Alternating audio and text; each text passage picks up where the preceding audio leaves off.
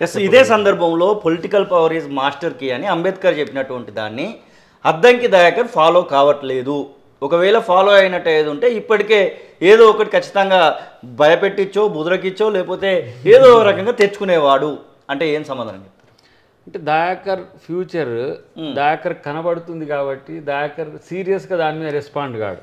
Okay, why because నేను ఇప్పుడు ఎంత డిసెంబర్ నుంచి ఎస్ ఇప్పుడు ఏప్రిల్ డిసెంబర్ 7 తారీఖు మొదలైన యుద్ధం, రేపు జూన్ 7వ తారీఖు తర్వాత జరిగే పరిణామాల్లో నా ప్రాధాన్యతను పెంచే క్రమమే పార్టీ చూస్తుంది, ముఖ్యమంత్రి గారు చూస్తారు. ఒకటి. రెండవది ఏంటంటే పొలిటికల్ పవరే మాస్టర్కి కాదు అనకపోతే ఇంత జరుగుతున్న కాంగ్రెస్ పార్టీలో అద్దంకి దయాకర్ ఉండడు. ఓకే, ఎందుకు? అద్దంకి దయాకర్ కాంగ్రెస్ పార్టీ మేలు చెయ్యబోతుంది కాబట్టి. ఓకే, ఇంకోటి నాకు మేలు చేస్తేనే రాజకీయం చేస్తా అనేది కూడా కాదు. నాకు ప్రధానమైన లక్ష్యం ఇప్పుడు భారత రాజ్యాంగాన్ని కాపాడే ఒకే ఒక్క సత్తా ఉన్న పార్టీ అది కాంగ్రెస్ పార్టీ. నా లక్ష్యం కూడా అది. బయట కూడా నేను కాంగ్రెస్లోకి వచ్చింది కూడా అది. ఇప్పుడు ఇప్పుడు ఒక మాట, ఎప్పుడు కూడా కేసీఆర్ని ఈ చర్చ తీసుకురాలే ఎవరు కూడా. మీరు కూడా మర్చిపోయినప్పుడు ఎందుకు మేము 2009 నుంచి 14 వరకు కంప్లీట్గా అందరూ మమ్మల్ని టీఆర్ఎస్ అనుకునేది. నన్ను అది కూడా చేసింది మళ్ళీ మందకృష్ణ గారే. నన్ను తీసుకుపోయి చేసి లేచింది కూడా మందకృష్ణ గారే. ఆయన వెళ్ళిపోయిండు కానీ నేను ఉండాల్సి వచ్చింది. అంటే ఉన్నాము అని అంటే ఆయన కొన్నిట్లో విభేదాలు ఉన్నాయి. ఆయన నిష్కర్షగా ఉంటాడు. మందకృష్ణ నాలాగా అడ్జస్ట్మెంట్ అయ్యే మైండ్గా ఉండడు ఆయన. అవును, ఇక దాన్ని సెల్ఫ్ రెస్పెక్ట్ అందామా లేకపోతే తన విధానం అట్లా అందామా విషయం పెడితే నాలాగా సహనంతో ఓర్పుతో ఉంటాడా అంటే ఉంటాడు. ఇప్పుడు 20-30 సంవత్సరాలు కావస్తున్న వర్గీకరణ మీద ఇంకా సహనంతో కొట్లాడుతున్నారు. కానీ మేము అంత సేవ చేసినా కూడా మనోడు కేసీఆర్ అనేటోడు కనీసం పట్టించుకోలేదు. బట్ వీ వోంట్ కేర్, మాకు ఆయన దాంట్లో ఉండాలని కూడా లేదు. కానీ ఇక్కడ మమ్మల్ని పట్టించుకుంటా లేరు అంటున్నారు చాలామంది. అయినా ఉంటున్నాం. ఎందుకు?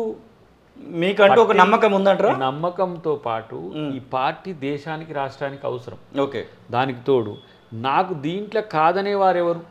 దీంట్లో నాకు అసలు ఇప్పుడు దీనికి సమాధానం మీకు ఇంటర్వ్యూలు ఇవ్వడం ద్వారా దీని వివరణ ఇవ్వాల్సి వస్తుంది. కానీ అప్పుడే ఎమ్మెల్సీ అయిపోతే ఏదో మొన్ననే ఎమ్మెల్సీతో ఏదో అయిపోతే ఎక్స్టెన్షన్ కొరకు చూద్దు నువ్వు ఏమైతుండే దాకా మినిస్టరా లేకపోతే ఇంకేమన్నా క్యాబినెట్ హోదానా ఏందనేది. నేనేమంటున్నా అంటే చాలా మంచి మంచి పదవులు ఉన్నాయి. నాకు చాలా ఏజ్ ఉంది.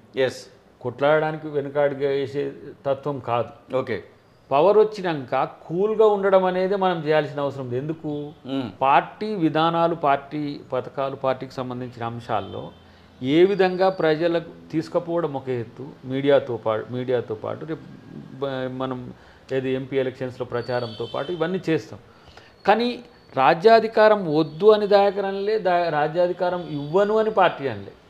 ఎవరో అడ్డుకుంటుండ్రు అది అనేది. ఇదే సందర్భంలో మీరు ఒక అధికార ప్రతినిధికి కూడా ఉన్నారు కాబట్టి మిమ్మల్ని ఈ ప్రశ్న అడగాల్సి వస్తుంది. ఎందుకంటే చాలా వరకు నెగిటివ్ స్ప్రెడ్ అవుతుంది. ఎందుకంటే దానం నాగేందర్ ఆల్రెడీ 10 ఏళ్ల పాటు అధికారాన్ని అనుభవించినటువంటి వ్యక్తి, రంజిత్ రెడ్డి 5 ఏళ్ల పాటు అక్కడ అనుభవించినటువంటి వ్యక్తి, అలాగే కేకే 10 ఏళ్ల పాటు రాజకీయాన్ని అనుభవించినటువంటి వ్యక్తి, కడియం శ్రీహర్ లాంటి వాళ్ళు అనుభవించినటువంటి వ్యక్తులు. ఇలాంటి వాళ్ళని తీసుకురావాల్సినటువంటి అవసరం కాంగ్రెస్ పార్టీకి ఏముంది?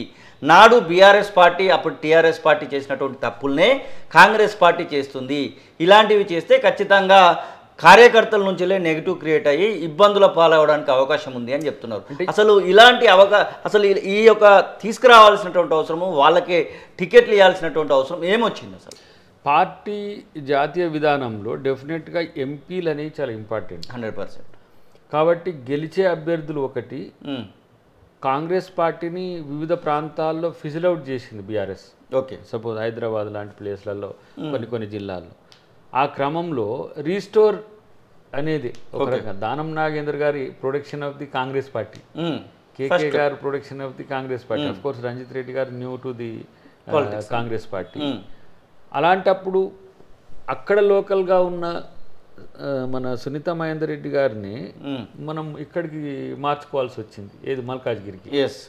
సో ఒక సిట్టింగ్ ఎంపీతో పాటు తనతో పార్టీకి లబ్ధి ఉంటుందనే ఉద్దేశంతో పార్టీ అధిష్టాన నిర్ణయాన్ని రాష్ట్ర పార్టీ ఆమోదిస్తుంది. అవును, ఏది ఏమైనా ఇది ఒక్కరితో అయ్యేదైతే కాదు, ఒకరి నిర్ణయాల మేరకు అయ్యేది కాదు. తర్వాత అన్నిటికంటే ముఖ్యంగా ఏంటంటే పార్టీ విస్తృత ప్రయోజనాలను దృష్టిలో పెట్టుకుని ఏ నిర్ణయమైనా తీసుకుంటున్న పరిస్థితుల్లో పార్టీ నిర్ణయాన్ని ముఖ్యమంత్రి గారు కానీ క్యాబినెట్ కానీ సీరియస్గా దాన్ని రాటిఫై చేస్తుంది. ఇంకోటి మధ్యన మేడం ఉన్నది, దీపాదాస్ మున్షి గారు కూడా ఉన్నారు. దాన్ని ఎట్లా దాన్ని ఈక్వేట్ చేయాలి, ఎట్లా దాన్ని ఉపయోగపడుతుంది అనే విషయంలో చాలా చర్చల తర్వాతనే ఆ నిర్ణయాలు తీసుకుంటారు. కాబట్టి ఒకరితో అయ్యేవి కావు. తీసుకోవాల్సిన అవసరం ఏముందంటే అవసరం కొద్దీ తీసుకోవాల్సిన పరిస్థితి వచ్చింది. మాకు ఇంకోటి ఏంటంటే వీళ్ళు ఆ ఊరికే మాటి మాటికి శకలికలు పెడతా ఉంటారు వీళ్ళు, బీఆర్ఎస్ వాళ్ళు, బీజేపీ ఉంటుందా అంటే మరి ఉంటే ఎట్టుంటుందో ఉంచుకోవాల్సిన అవసరం కూడా ఉంటుంది. కానీ ఒకటేంటంటే నా దృష్టిలో కాంగ్రెస్ పార్టీ ఇప్పుడు ఇక్కడ బలపడడం అనేది దేశంలో కూడా ఒక ముఖ్య భూమిక పోషించడానికే ఉంటుంది. ఓకే, ఎందుకంటే ఇక్కడ ప్రభుత్వం చేసే కార్యక్రమాలు రేపు దేశవ్యాప్తంగా కూడా ఒక మంచి ఒక విధానాన్ని రూపొందించే అవకాశం ఉంటుంది. ఎందుకంటే మాకున్నే 3 స్టేట్లు, ఒకవైపు సుఖ్వీ గారిని అడ్డుభయ పెడుతున్నాడు, ఇటువైపు మా డికే శివకుమార్ గారిని కేసులు గీసులని ఇటుభయ పెడుతున్నారు. అంటే ఆ ప్రభుత్వం ఉంటుందా, ఈ ప్రభుత్వం ఉంటుందా, అసలు వీళ్ళు ఉంటారో లేదో తెలియదు. ఓకే, కానీ మీరుంటారా లేరా అంటున్నారు. ఆ పరిస్థితుల్లో తెలంగాణ ప్రభుత్వం కాంక్రీట్గా తెలంగాణ సమాజమే బాహుబలిగా నిలబడాల్సిన పరిస్థితి రేపు వస్తుందేమో, పుసుక్కున బీజేపీ కనుక అధికారంలోకి వస్తే. నాకు తెలిసి అయితే అటు ఇటుగా ఉంటున్నాయి, చూడాలి ఎట్లా ఉంటుందో. కానీ ఇక్కడ కాంగ్రెస్ పార్టీని బలోపేతం చేసుకునే ఎత్తుగడల్లో భాగమే మీరు అన్నది అయి ఉంటుంది.